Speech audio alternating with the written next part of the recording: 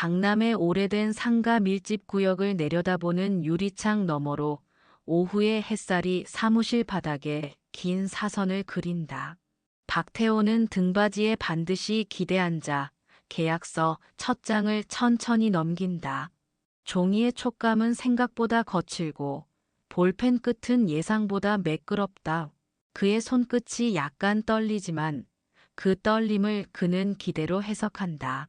평생 회사의 시간표에 맞춰 살아온 사람에게 은퇴를 앞둔 이 순간의 서명은 단순한 거래가 아니라 자신에게 주는 마지막 선물처럼 느껴진다. 그가 걸어온 길, 야근으로 늦어지던 저녁들, 아이 학원비를 위해 포기했던 작은 취미들이 한꺼번에 떠오른다. 그 기억의 끝자락에서 그는 결심을 다시 굳힌다. 상가는 흔들려도 결국 다시 오른다는 이야기를 숱하게 들었고, 주변의 누군가는 이 선택으로 좀 더 넓은 세계를 손에 넣었다고 했다. 직원들을 이끌던 그 단정한 성격은 한 번 믿으면 뒤돌아보지 않는 단단함을 품고 있었다. 창밖으로 터지는 신호등 소리와 느릿한 보행자의 그림자가 겹칠 때 그는 서명란에 차분히 이름을 적는다. 잉크가 스며들며 얇은 선들이 제 모습을 찾자 그의 어깨가 아주 조금 내려앉는다.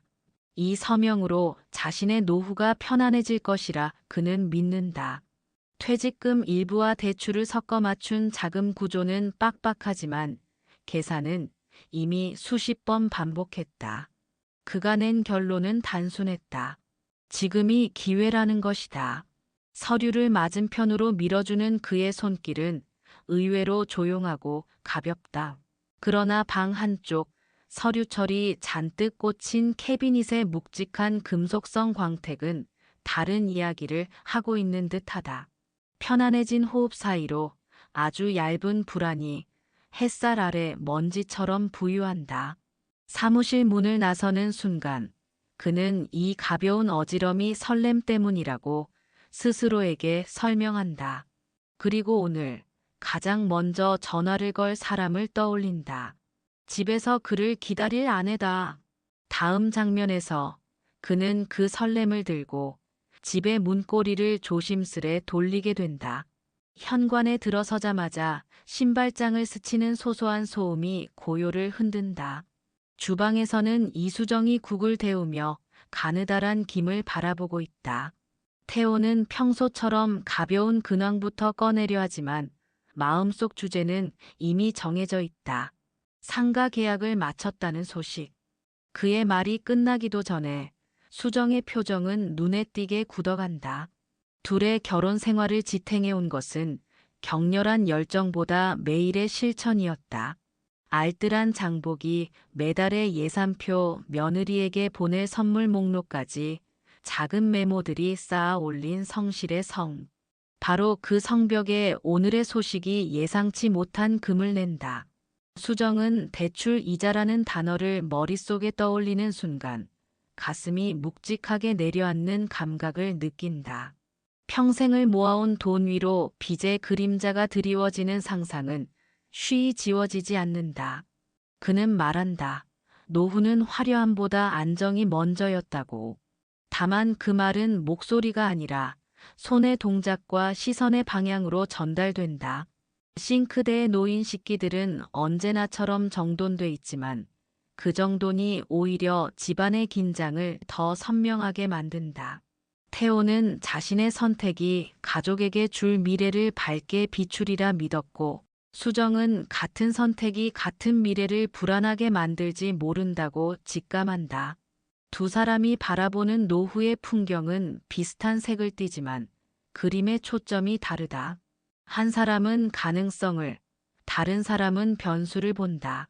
식탁 위 반찬을 옮기던 수정의 젓가락이 잠깐 멈추고 그 짧은 정적이 긴 대화보다 더 많은 이야기를 전한다. 이 밤 두 사람은 각자의 방으로 들어가 불 껐다 켰다를 몇 번 반복한다. 잠은 쉽게 들지 않는다. 그리고 다음 날 태호는 자신이 선택한 확신을 확인받기 위해 또 다른 이야기를 준비한다. 이번에는 아들이다. 일요일 오후 준영이 즐겨 찾는 카페에서 두 사람은 마주 앉는다. 창가 자리에 앉은 아들은 새로 떠오르는 사업 아이디어를 빠르게 스케치하고 아버지는 그 종이 위에 조용히 시선을 얻는다. 태호는 아들이 가진 에너지와 감각을 믿는다. 기성세대가 놓친 흐름을 새 세대가 감지할 때 그곳에 새로운 길이 열린다는 이야기를 그는 수없이 들어왔다. 그래서 그는 상가의 지분 일부를 증여하고 초기 자금을 보태려 한다. 아들이 더 높은 곳으로 뛰어오를 수 있도록 발판을 놓아주고 싶다. 그 마음의 핵심에는 사랑과 기대와 조금의 계산이 함께 있다. 아들이 잘 되면 그 성공이 부모의 노후를 든든히 지켜줄 것이라는 낙관이 왼손목의 시계처럼 익숙하게 따라붙는다. 준영은 아버지의 손등에 남은 굳은 살을 본다. 5지문이 만들어낸 굽은 선들이 시간의 무게를 말해준다. 아들은 그 무게를 가볍게 만들겠다고 말하지 않아도 다짐한다. 증여 계약서의 활자들은 이미 준비되어 있고 은행 계좌의 숫자는 준비 운동을 하듯 가볍게 몸을 푼다.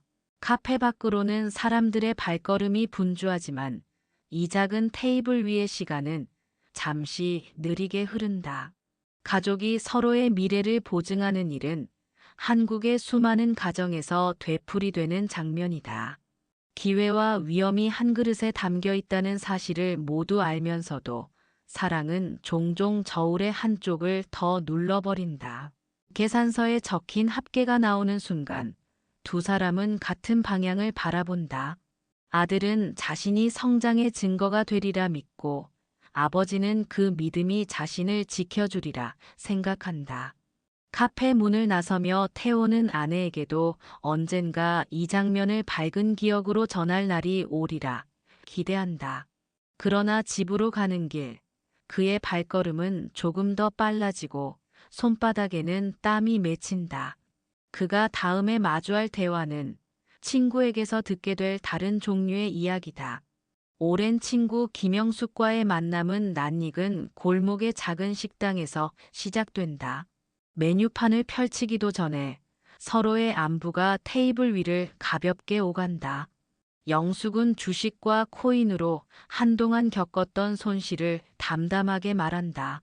처음에는 누구나 자신만은 다를 것이라 믿었다고 차트를 밤새 들여다보던 손목의 결림을 기억한다고 그녀는 조용한 속도로 서술한다. 그녀의 말에는 과장도 변명도 없다. 다만 숫자와 마음의 상처가 시간이 지나며 어떻게 모양을 바꿨는지에 대한 기록이 있다. 태호는 고개를 끄덕이며 경청하는 태도를 유지한다. 그러나 마음 한쪽에서 그는 자신의 선택이 같은 범주에 속하지 않는다고 선을 긋는다.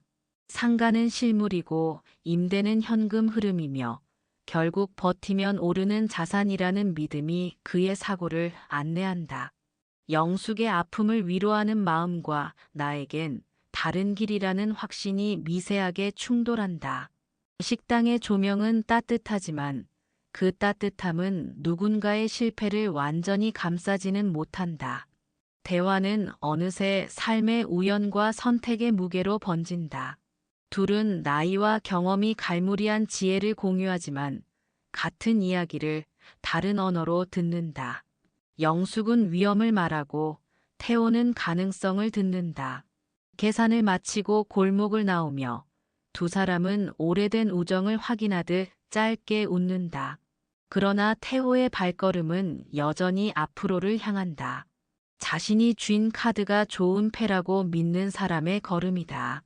다음 날 그는 직장으로 향한다.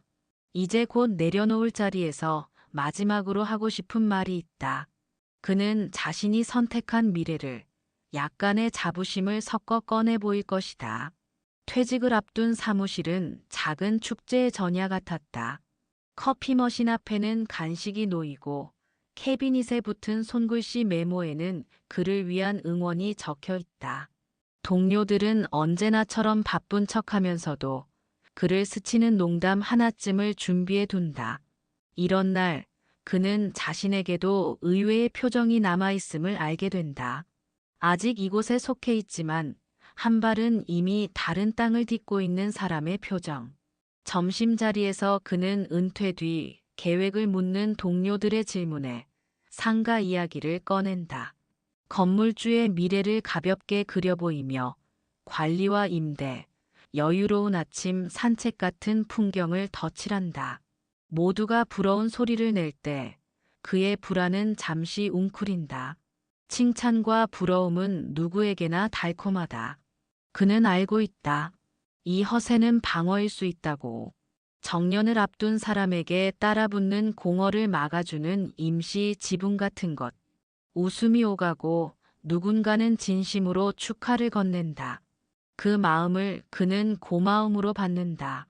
동시에 그 고마움 뒤에 서 있는 숫자들을 떠올린다. 월별 상환액, 공실률, 관리비, 세금. 그는 이 모든 항목을 이미 엑셀로 정리했다. 그러나 엑셀셀 사이에는 감정이 없고 현실에는 감정이 있다.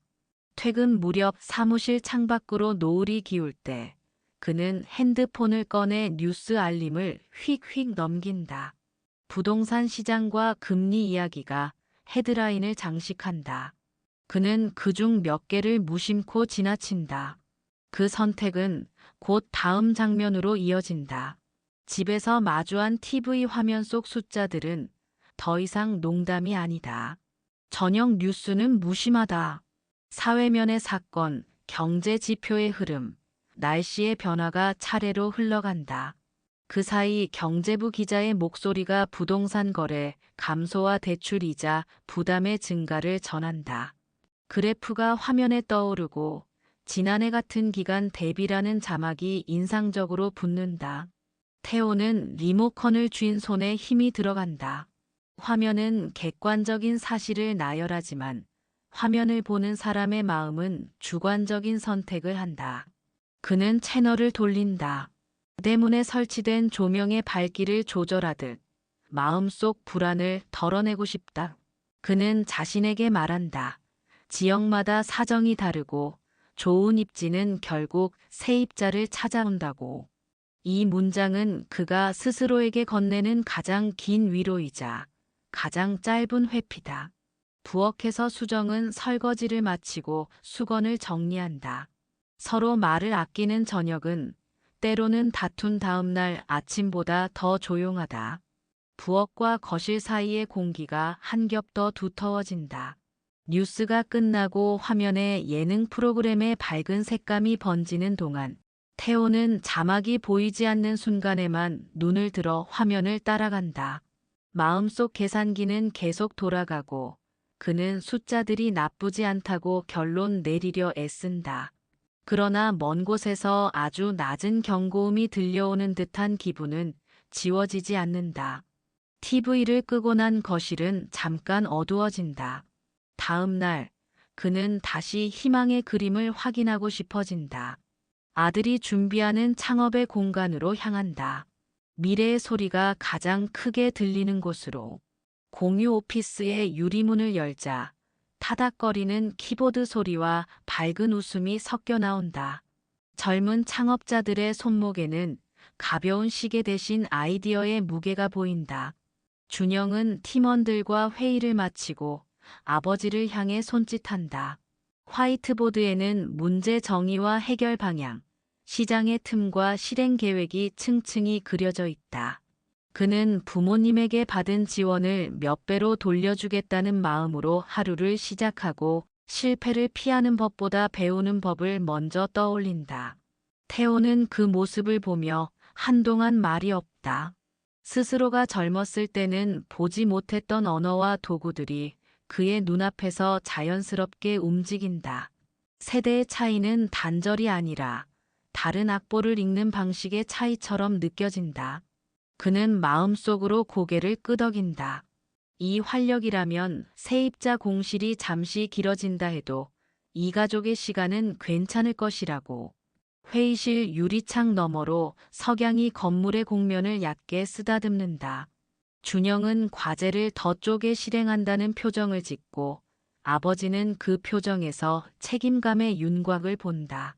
두 사람이 같은 사진 속에 서면 과거와 미래가 서로에게 기대어 균형을 잡는 모양새가 된다. 그날 저녁 태호는 부동산 중개인에게 메시지를 보낸다. 새로 나온 문의는 없는지, 인근 시세는 어떤지, 입점 업종 구성을 어떻게 열어둘지. 답장을 기다리는 사이 거실의 공기가 조금 식는다. 그리고 바로 다음 장면에서 기다림이 길어질 때 찾아오는 감정이 그를 맞이한다. 아침부터 내린 빗줄기가 현관 앞 대리석을 촘촘히 적신다.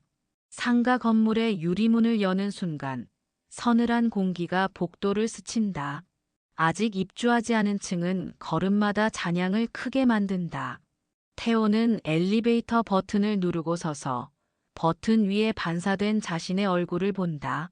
정돈된 머리, 결심의 흔적, 그리고 새로 생긴 작은 주름. 그는 층마다 멈춰 문을 열어본다. 바닥에 연필로 긋다만 선이 있고 벽에는 공사 일정표가 붙어 있다. 어느 하나 결정적인 문제는 없어 보이지만 중요한 결핍이 있다. 사람의 기척이 없다. 부동산 중개인에게 여러 번 전화를 건다. 상대의 목소리는 성의가 없지 않지만 말끝에서 망설임이 묻어난다. 인근 상권의 유동인구가 최근 줄었고 대출 금리의 압력이 자영업자들의 결정을 늦춘다는 이야기 들었습니다. 조금 더 기다리며 조건을 조정하겠다고. 전화를 끊고 난 뒤 그는 창가에 서서 비를 본다. 빗방울은 흔적을 남기지 않고 유리 표면을 흘러내린다. 기다림은 하루 이틀의 문제가 아니게 된다. 그는 임대료 예상표의 세를 다시 계산하고 공실이 길어질 때의 가게 지도를 머릿속에서 다시 그린다. 한밤중 그는 다시 한번 건물 앞을 찾는다. 간판이 켜지지 않은 어둠 속에서 자신의 그림자가 길게 늘어진다. 그 그림자는 그에게 묻는다. 이 기다림이 일시적인 현상인지 아니면 신호인지. 그는 답하지 못한다. 그저 다음 날 아침에 올지도 모를 한 통의 전화를 기다리며 집으로 돌아선다. 그러나 집에 돌아온 그는 이미 알고 있다. 기다림이 길어질 때 사람은 서랍의 가장 어두운 곳에서 불안을 꺼내게 된다는 것을. 그리고 이제 그 불안은 조용히 문자함에 도착한다. 대출이자 납부 독촉. 다음 막의 문이 소리 없이 열린다. 휴대폰 진동이 짧게 울린다. 태호는 습관처럼 화면을 스와이프해 확인한다. 은행에서 보낸 대출이자 납부 독촉 문자. 몇 줄의 안내 문구는 무채색 글꼴로 차갑게 배열되어 있지만 그 안에 담긴 무게는 그의 어깨를 단번에 짓누른다. 그는 잠시 눈을 감는다. 부엌에서 흘러나오는 냄비 뚜껑 소리, 아내의 콧노래 같은 일상은 그에게 이 사실을 말할 수 없게 만든다. 그는 손가락을 움켜쥐고 화면을 빠르게 지워버린다. 가족을 지키고 싶은 책임감과 불안을 털어놓았을 때 닥칠 실망의 눈빛이 겹쳐진다. 머릿속에서 그는 되낸다. 이 위기만 넘기면 된다. 공실은 길지 않을 것이다. 다음 달이면 세입자가 들어올 것이다. 그렇게 스스로를 달래지만 이 말은 점점 주문처럼 굳어진다. 그는 밤마다 서류철을 열고 원리금 상환표를 살펴본다. 그 수치들은 무표정한 얼굴로 그를 응시한다. 아내에게는 아직 말하지 않는다. 사랑하는 이에게 짐을 지우고 싶지 않다는 핑계가 그의 입을 막는다. 그러나 진실은 그 자신도 그 현실을 인정하기 싫은 것이다. 방 안의 불빛은 서서히 어두워지고 그는 다시 핸드폰을 내려놓는다. 지워진 문자는 화면에서 사라졌지만 마음속 불안은 삭제되지 않는다. 그 불안은 다음 날 아내의 눈앞에 드러날 것이다. 거실 테이블 위에 놓인 태호의 휴대폰이 조용히 울린다. 설거지를 마친 수정이 무심코 그 옆을 지나던 순간 화면에 스쳐 지나가는 문자 한 줄이 그녀의 눈에 들어온다. 이자 연체 안내. 단어 세 개가 불꽃처럼 번져 가슴을 후려친다. 피가 빠져나가는 듯 얼굴이 창백해지고 두 손은 가볍게 떨린다. 평생 검소하게 모은 돈이 빛과 함께 흔들리는 상상을 하자 숨이 막힌다. 태호가 방에서 나오자 수정은 더 이상 감정을 숨기지 못한다. 목소리가 높아지고 눈빛은 분노와 절망으로 흔들린다. 그는 말한다. 왜 이런 큰일을 숨겼느냐고, 결국 올 것이 왔다고, 이제 평생 불안하게 살아야 하느냐고. 그 목소리에는 단순한 화가 아니라 오랜 동행에서 생긴 배신감이 묻어난다. 태호는 손을 내저으며 변명하려 한다. 잠깐 버티면 괜찮아질 거야. 그러나 그 말은 오히려 불을 붙인다. 부부 사이의 공기는 폭풍 전야처럼 격렬하게 요동친다. 집안의 가구들은 여느 때와 다르지 않지만 그 고요한 배경이 오히려 두 사람의 목소리를 더 날카롭게 한다. 결국 수정은 의자를 밀치며 방으로 들어간다. 그 문이 닫히는 소리가 집안 전체에 쿵 하고 울린다. 남겨진 태호는 거실에 홀로 서 있다. 손에 들린 서류 봉투가 무겁다. 그는 천천히 그것을 내려놓는다. 소파에 앉은 그의 모습은 한순간에 늙어버린 사람 같다. 며칠 뒤 친구 영숙이 그를 찾아온다. 테이블 위에는 따뜻한 차 두 잔이 놓인다. 영숙은 태호의 얼굴에서 피곤과 불안을 읽는다. 잠시 망설이다가 그녀는 조심스럽게 입을 연다. 자신이 주식과 코인 투자에서 어떤 실패를 겪었는지, 그로 인해 어떤 고통을 감내해야 했는지를 솔직하게 말한다. 차분한 목소리 속에는 오래 묵힌 후회와 교훈이 담겨 있다. 영숙은 덧붙인다. 무리한 투자는 결국 삶 전체를 흔들 수 있어. 나는 내가 그런 일을 겪지 않았으면 좋겠어. 그녀의 눈빛은 진심이었다. 태호는 고개를 끄덕이며 듣는다. 그러나 마음속 깊은 곳에서는 여전히 다른 결론을 붙잡고 있다. 자신은 부동산이니 괜찮다는 믿음과 실제 건물이 있으니 흔들리지 않을 거라는 확신이 여전히 그의 심장을 지배한다. 친구의 말은 순간 가슴을 울리지만 귀에 오래 머물지는 않는다. 차 향기가 방 안에 가득하지만 그 향기는 잠시뿐이다. 대화는 따뜻했으나 불길한 그림자가 살짝 스쳐 지나간다. 준영의 사무실 불빛은 새벽까지 꺼지지 않는다. 그의 책상 위에는 각종 기획안과 계약서, 그리고 마감이 지난 청구서들이 뒤섞여 있다. 그는 머리를 감싸쥐고 계산기를 두드리다 멈춘다. 초기 투자자 몇몇이 약속했던 자금을 회수해가면서 사업의 자금줄이 빠르게 말라버렸다. 직원 월급일이 다가올수록 그의 손끝은 차갑게 굳는다. 부모님의 기대를 저버렸다는 죄책감은 잠 못 드는 밤을 만든다. 아버지가 보여준 확신, 어머니의 우려 섞인 눈빛이 교차하며 그의 가슴을 옥죄인다. 창밖의 불빛은 차갑고 모니터의 잔광은 그의 얼굴을 더욱 창백하게 비춘다. 머릿속은 해결책을 찾기 위해 분주하지만 현실은 단단한 벽처럼 막혀 있다. 그는 깊은 한숨을 내쉬며 머리를 숙인다. 이 밤은 길다. 그리고 아침이 와도 상황은 달라지지 않는다. 태호는 다시 부동산 사무실을 찾는다. 서류철을 펼쳐놓고 중개인에게 말한다. 헐값이라도 팔고 싶다고. 그러나 대답은 냉정하다. 매수자가 나타나지 않는다는 것이다. 시장은 침체되어 있고 금리 부담은 매수자들을 움츠리게 한다. 태호는 발을 동동 구른다. 왜 아무도 내 노력을 알아주지 않는가? 그러나 속마음 깊은 곳에서 그는 직감한다. 모든 것이 자신의 선택 때문임을. 사무실 창밖에는 흐린 하늘이 드리우고 유리창에 빗방울이 서서히 맺힌다. 외로움이 그의 어깨 위로 무겁게 내려앉는다. 누구에게도 털어놓기 힘든 고립감이 그를 잠식한다. 준영은 마지막 희망을 걸고 집으로 돌아온다. 아버지 앞에 앉아 떨리는 목소리로 말한다. 추가 자금이 필요하다고. 눈빛 속에는 절박함이 가득하다. 자신이 실패하면 부모님께 큰 짐을 지운다는 사실을 알면서도 지금은 손을 벌릴 수밖에 없다.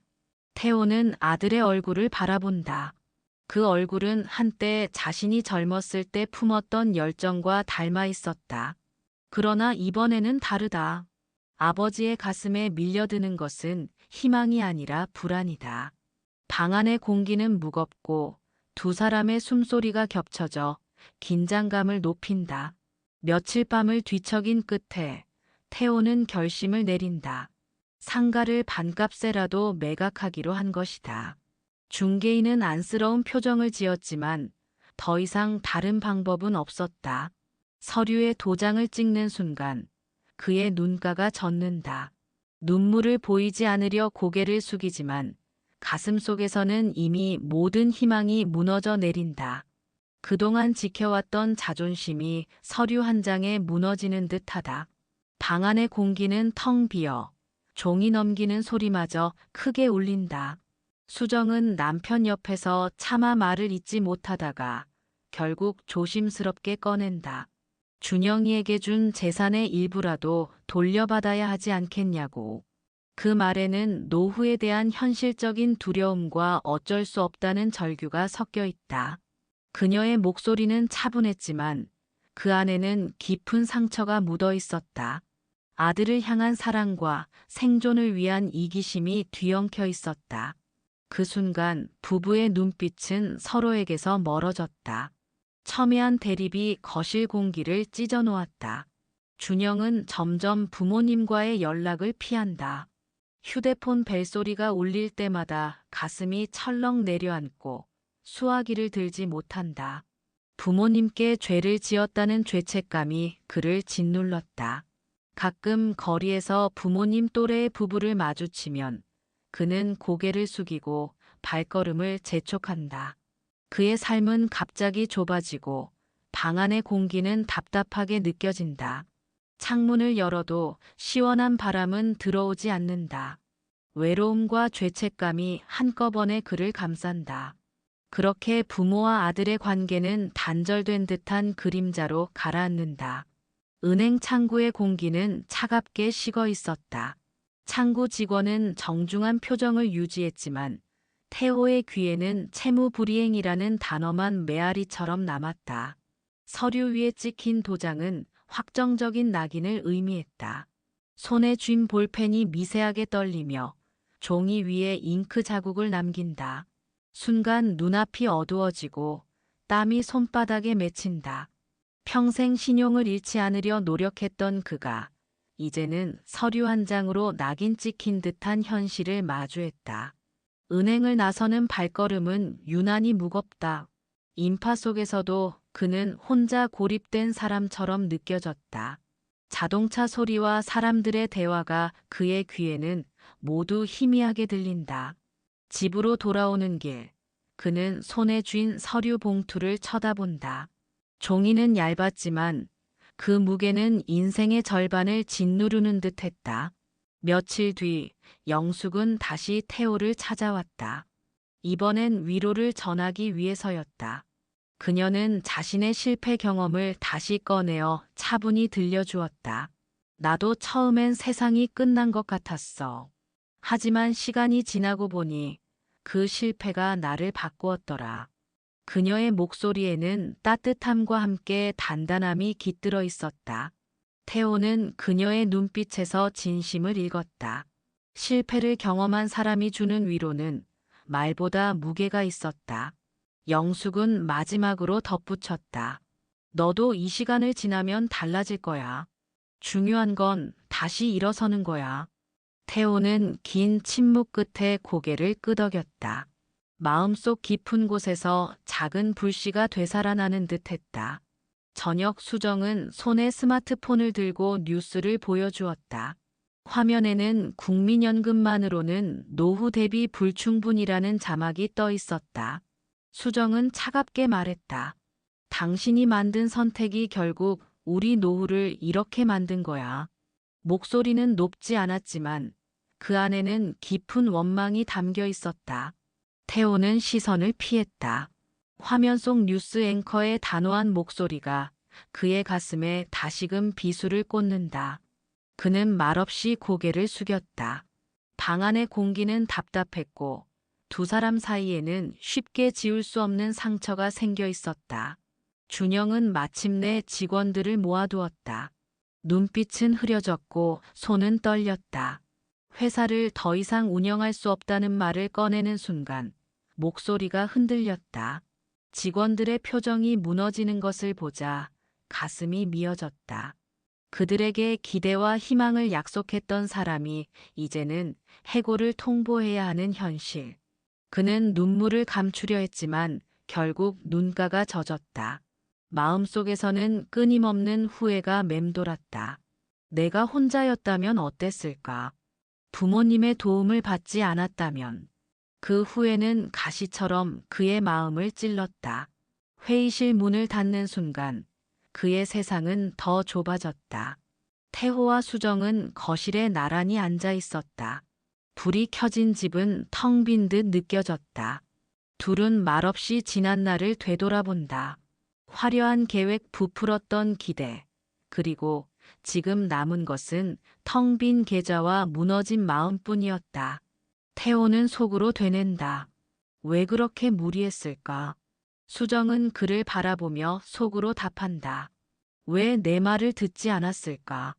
말은 오가지 않았지만 서로에 대한 원망과 후회는 공기 중에 가득 퍼졌다. 두 사람의 눈빛은 한 곳을 향하지 못하고 서로 다른 곳을 바라보았다. 허탈감이 집 안가득 흘렀다. 며칠 후 집 문 앞에 서성이는 준영의 모습이 있었다. 문 앞에서 몇 번이나 망설이다가 마침내 초인종을 눌렀다. 문이 열리자 굳은 표정의 부모님이 나타났다. 준영은 고개를 숙이며 말했다. 죄송합니다. 목소리는 떨리고 두 눈에는 깊은 죄책감이 담겨 있었다. 부모님의 시선은 차갑고 무거웠다. 그러나 그 안에 희미한 희망이 깃들어 있었다. 오랜만에 마주한 가족의 재회는 무겁지만 작은 숨구멍을 열어주었다. 태호는 아들의 초라한 모습을 보자 가슴이 무너졌다. 내 욕심이 아들을 이렇게 만들었구나. 죄책감이 몰려왔다. 그는 아들을 끌어안았다. 아들의 어깨는 한없이 작아 보였다. 그 순간 재산보다 중요한 것이 무엇인지 깨달았다. 돈이 아니라 아들의 진심, 가족의 마음이었다. 두 사람은 눈물을 흘리며 서로를 끌어안았다. 방 안은 슬펐지만 동시에 따뜻했다. 관계 회복의 실마리가 그 눈물 속에서 피어났다. 며칠 후 준영은 폐업 신고서를 작성했다. 마지막 도장을 찍는 순간 그의 손끝이 가볍게 떨렸다. 그러나 도장을 찍고 나자 묘한 후련함이 찾아왔다. 모든 짐을 내려놓았다는 해방감, 그리고 다시 시작해야 한다는 결심이 동시에 자리 잡았다. 창구를 나서는 그의 발걸음은 무겁지만 어딘가 단단했다. 실패는 끝이 아니라 새로운 출발선이라는 생각이 마음속에서 조금씩 힘을 얻는다. 저녁 가족은 거실에 모여 낡은 사진첩을 펼쳤다. 한 장 한 장 넘길 때마다 지난날의 웃음과 따뜻한 순간이 되살아났다.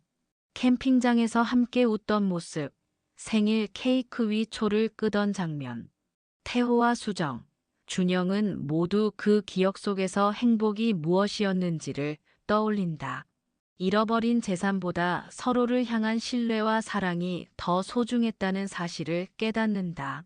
사진첩은 낡았지만 그 속의 웃음은 여전히 선명했다. 방 안의 작은 회한과 따뜻함이 동시에 흘렀다. 늦은 밤, 집안은 조용했다.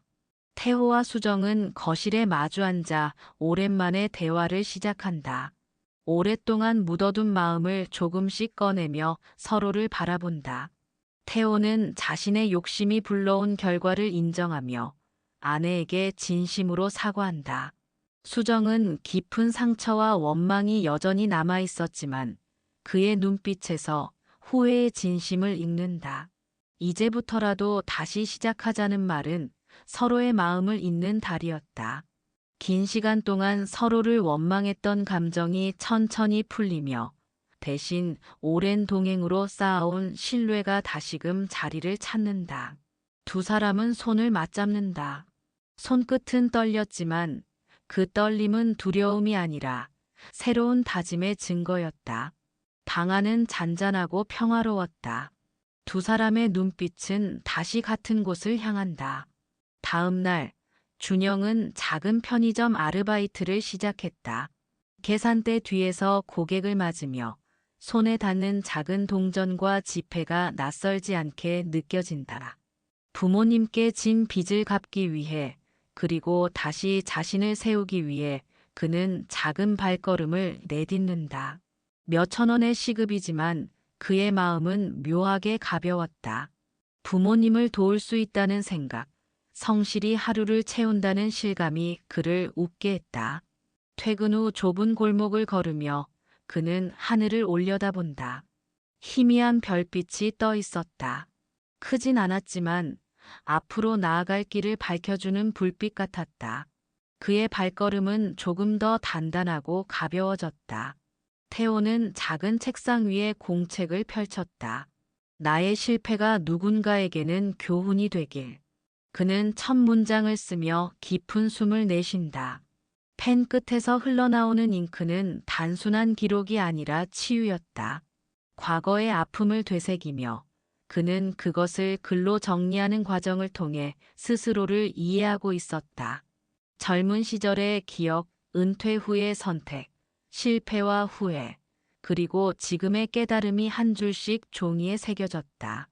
창밖에서 들려오는 바람 소리와 함께 그는 오랜만에 마음의 평온을 느꼈다. 며칠 후 태호는 영숙과 함께 봉사활동에 나섰다. 작은 무료 급식소에서 배식 봉사를 하며 사람들의 얼굴을 마주했다. 따뜻한 국밥을 받아든 노인의 미소는 그에게 새로운 깨달음을 주었다. 돈이 주지 못했던 진정한 만족감, 사람에게서 비롯되는 행복이었다. 땀을 흘리며 국을 퍼나르던 태호는 오랜만에 마음 깊숙한 곳에서 편안함을 느꼈다. 봉사가 끝난 뒤 영숙은 미소를 지으며 말했다. 와, 삶은 아직 따뜻해. 태호는 고개를 끄덕이며 대답하지 않았다. 대신 그의 마음은 이미 대답을 하고 있었다. 준영은 다시 창업 아이디어를 구상하기 시작했다. 그러나 이번에는 달랐다. 그는 무턱대고 확신하지 않았고 아버지의 조언을 먼저 구했다. 태호는 아들의 계획을 듣고 조용히 조언을 건넸다. 과거와 달리 이번 대화에는 과시도 오만도 없었다. 아버지는 경험으로 배운 교훈을 아들에게 전했고 아들은 겸손하게 귀를 기울였다. 두 사람의 관계는 단순한 부자에서 동료 같은 분위기로 바뀌었다. 서로의 눈빛 속에는 존중과 신뢰가 담겨 있었다. 작은 집의 식탁 위, 세 사람은 소박한 저녁을 함께했다. 반찬은 많지 않았지만 웃음은 풍성했다. 태호는 숟가락을 들며 말했다. 재산은 잃었지만 우리는 가족을 지켰어. 수정은 그 말을 듣고 고개를 끄덕였다. 준영은 부모님을 바라보며 미소 지었다. 세 사람은 웃으며 밥을 먹었다. 그 웃음 속에는 고통을 지나온 흔적과 다시 시작할 수 있다는 믿음이 담겨 있었다. 진정한 행복이란 결국 가족의 사랑임을 세 사람은 깊이 깨달았다. 몇 달 후 태호의 자서전이 출간되었다. 서점 한켠에 그의 이름이 박힌 책이 가지런히 놓여 있었다. 그는 서가 앞에 서서 책을 조심스레 집어들었다. 손에 쥔 책의 무게는 지난 실패와 깨달음의 무게였다. 그러나 그 무게는 더 이상 짐이 아니라 누군가에게 도움이 될 자산이었다. 그 순간 그는 자랑스러움을 느꼈다. 그의 이야기가 누군가의 삶을 바꾸는 씨앗이 되기를 바랐다. 준영은 다시 새로운 사업을 시작했다. 이번에는 조심스럽게, 그리고 신중하게 나아갔다. 부모님께 작은 성공을 전하는 순간 그의 눈가에는 눈물이 맺혔다. 과거의 실패가 있었기에 지금의 성취가 더 빛났다. 부모님은 그의 등을 다독이며 진심으로 축하했다. 가족은 함께 웃었고 그 웃음은 긴 고통을 지나온 사람들만이 가질 수 있는 깊이를 품고 있었다. 마지막 장면, 태호는 조용히 앉아 자서전의 마지막 구절을 떠올린다. 인생에서 가장 큰 후회는 잃어버린 재산이 아니라 잃어버린 관계였습니다. 그리고 지금 저는 비로소 진정한 부자가 되었습니다. 그의 목소리는 차분했고 방안은 고요했다. 창밖에서 새벽 햇살이 스며들며 새로운 하루를 알렸다. 그 빛은 어제의 고통이 아닌 내일의 희망을 비추고 있었다. 이야기는 잔잔한 여운 속에서 끝을 맺었다. 오늘도 끝까지 함께 해주셔서 감사드립니다. 여러분의 하루가 평안하시길 기원합니다.